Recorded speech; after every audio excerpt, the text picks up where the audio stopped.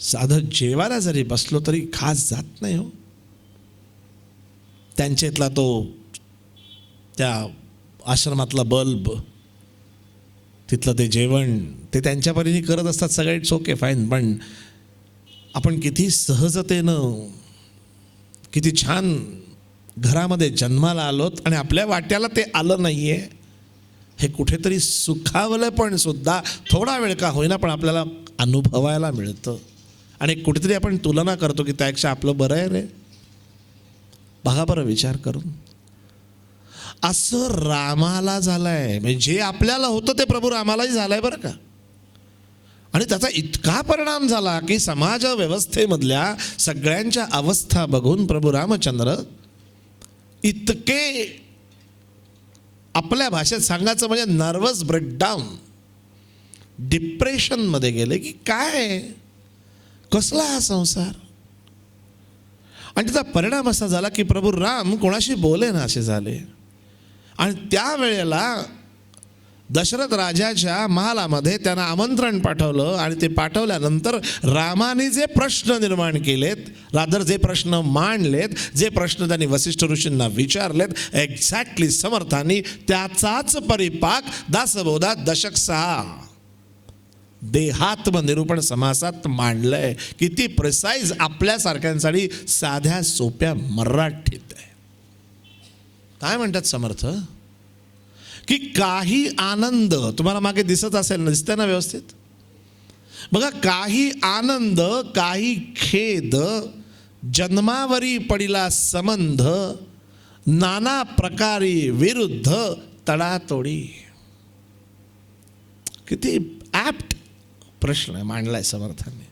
समर्थांनी ओवीत किती सुंदर लिहिलंय बघा.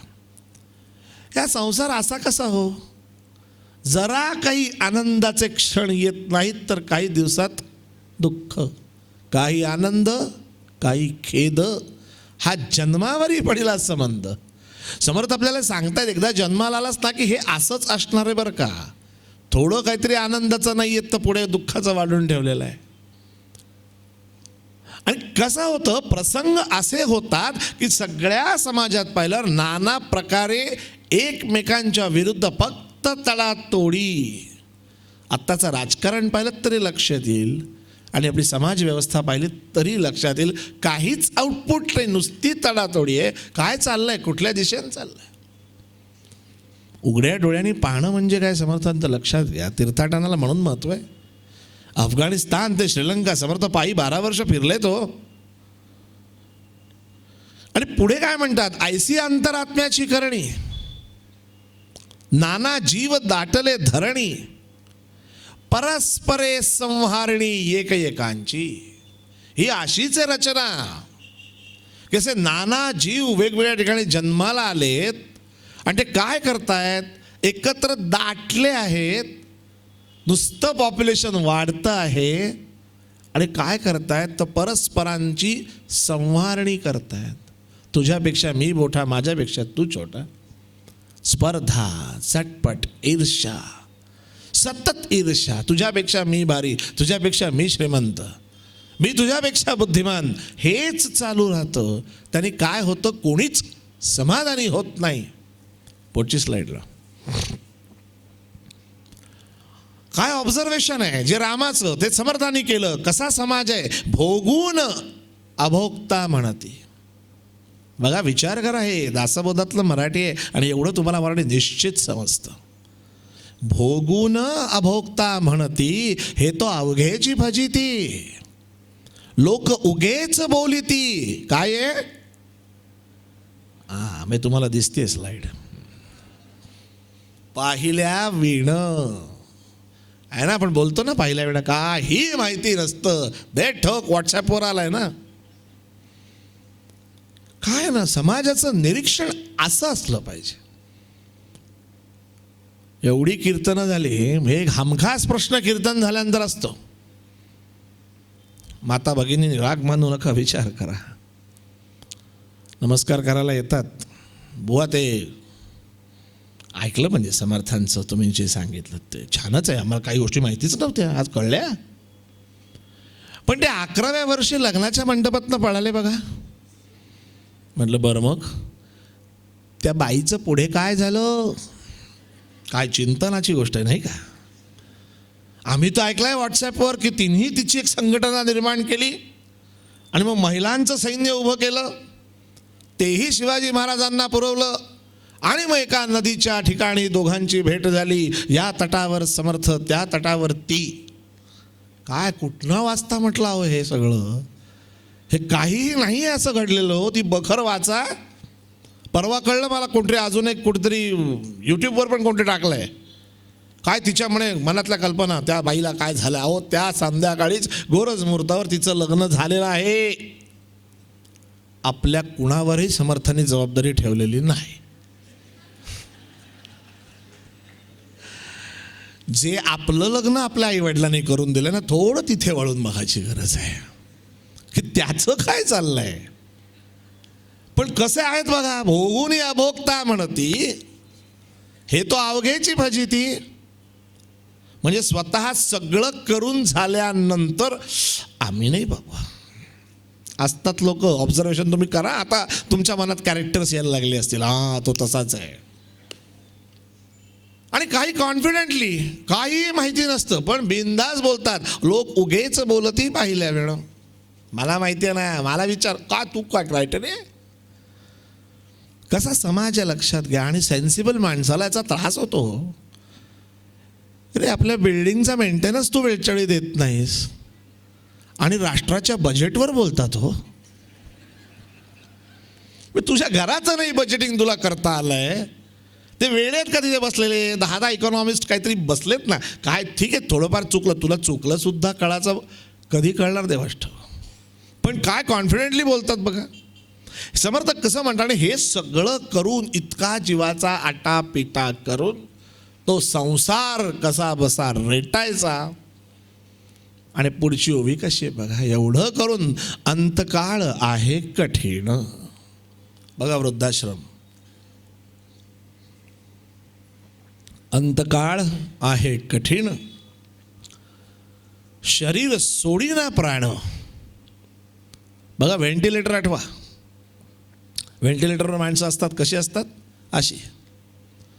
शरीर प्राण सोडत नाही हो. अंतकाळ आहे कठीण, शरीर सोडीना प्राण, बराड्यासारखे लक्षण अंतकाळी. आता काय होतं की जो व्हेंटिलेटरवर आहे त्या बिचाऱ्याला सांगताच येत नाही ना.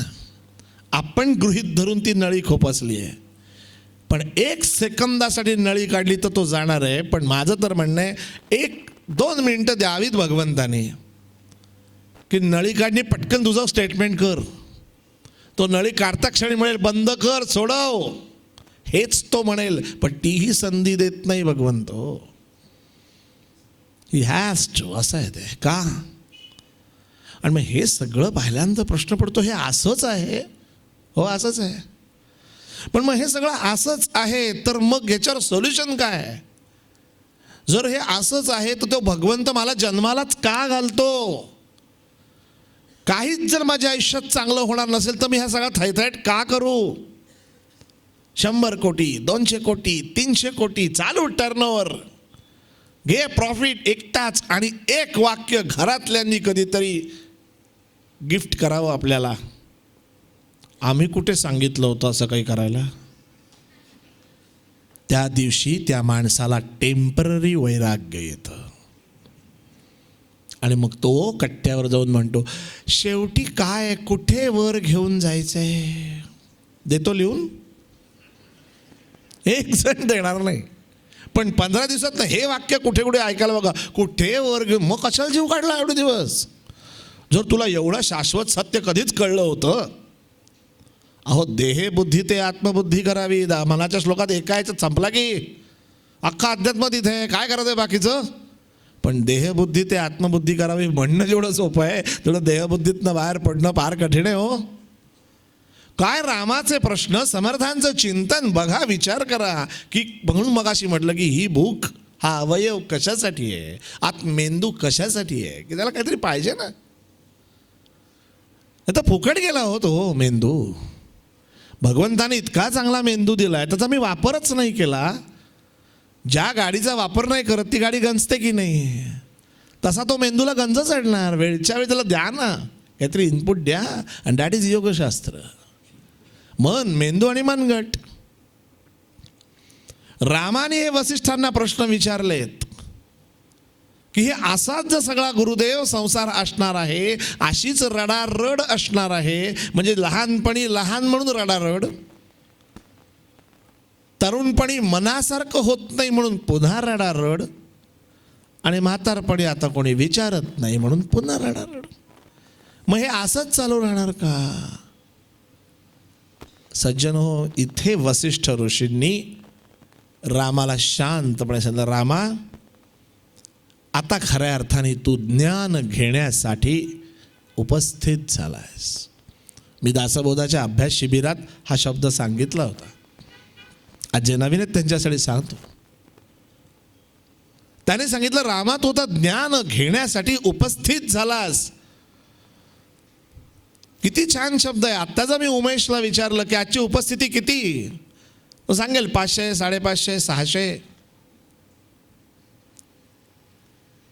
पण त्यापैकी ऐकण्याच्या स्थितीत किती जण आहेत त्याला म्हणतात उपस्थिती. उप म्हणजेच्या जवळ. ऐकण्याच्या स्थितीत किती जण आहेत. जर आत्ता मी बोलतोय आणि काही जण दुसरीकडेच असतील, शरीराने इथे आहेत पण मन भरकटलंय, तर ती स्थिती नाही ना. सो ती उपस्थिती जोपर्यंत होत नाही तोपर्यंत कधीही दुसऱ्याला ज्ञान देऊ नये, कारण ते ज्ञान अस्थानी ठरतं. रामाला ज्या वेळेला ही एन्झायटी आली, हे डिप्रेशन आलं, नर्वस ब्रेकडाऊन झालं, सगळीकडचं बागून विषण्णता आली, तेव्हा वसिष्ठ ऋषी म्हणले, आता करेक्ट पॉइंट आहे तुला योगशास्त्र शिकवण्याचा. विचार करा, स्टार्ट कधी करावं योगशास्त्र. मी योगासनांबद्दल बोलत नाहीये. तो शरीराचा फिटनेस आहे, आपण येणार आहोत त्याच्यानंतर, वेळ आहे अजून. तो शरीराचा फिटनेस आहे, पण पहिलं माझं मन अनफिट आहे हे मला पटलं पाहिजे ना. माझं कुठेतरी सफोकेशन होत आहे समाजामध्ये, ह्याची मला जेन्युअनली जाणीव व्हायला पाहिजे. हो, माझं काही सफोकेशनच होत नाही, माझं सगळं छानच चाललं आहे, तर हा प्रॉब्लेम आहे लक्षात.